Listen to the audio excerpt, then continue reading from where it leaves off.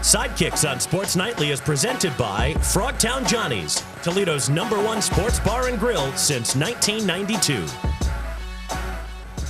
Happy to have Chris Black back from the field and in studio with us for Sidekicks. We've talked plenty about high school soccer. Before we get into that, let's show some love to our college teams. The BG men in the top 25, the women not there, but they have something that they value even more than that, a win over Toledo. Yeah, if you're at Bowling Green or at Toledo, that's the biggest game, right? Obviously, you want to get that game done. The women's side went down early 1-0 to University of Toledo.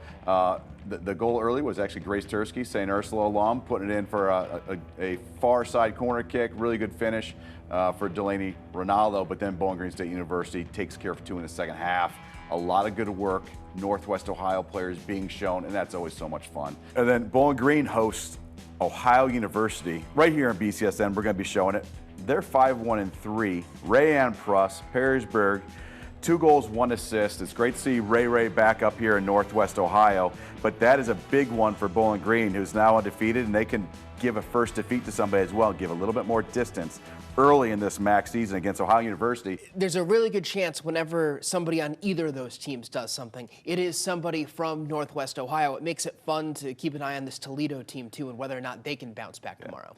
Yeah, and that's going to be the big question for them is how do they bounce back. They've got someone come, they're going away to Eastern Michigan on Thursday, and then they host Akron on Saturday. Probably 2 games that they think, yes, they're winnable, but Coach Mark Batman has thought so many games were winnable up to this point. So that's the difficult thing is they've got to get the team kind of over the hump. Well, speaking of rivals in high school soccer, St. John's, St. Francis, when they joined the Catholic High School League, part of the discussion, at least on the outside, was, well, how are they going to be able to compete? Pretty darn well.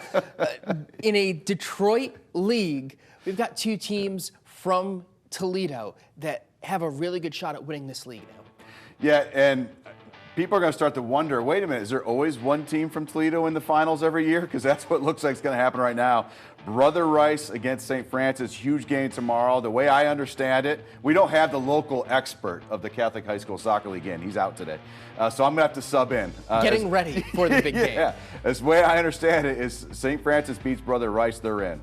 If they lose, St. John's is in. That's the overall way it looks. Of course, there's still some more games to play, but that's the big kind of adversity in front of St. Francis tomorrow, and that's a big one. And then you really hope for Ottawa Hill's sake that St. Francis loses that game so that St. John's doesn't take that out on Ottawa Hills on Saturday, because that's a big game coming BCSN. And it is a really big deal for either of these schools to show up and represent against that competition. I think it's a big deal. It's a big deal, and it sets the tone for every sport, whether it's football, basketball, all season long from fall, winter, spring.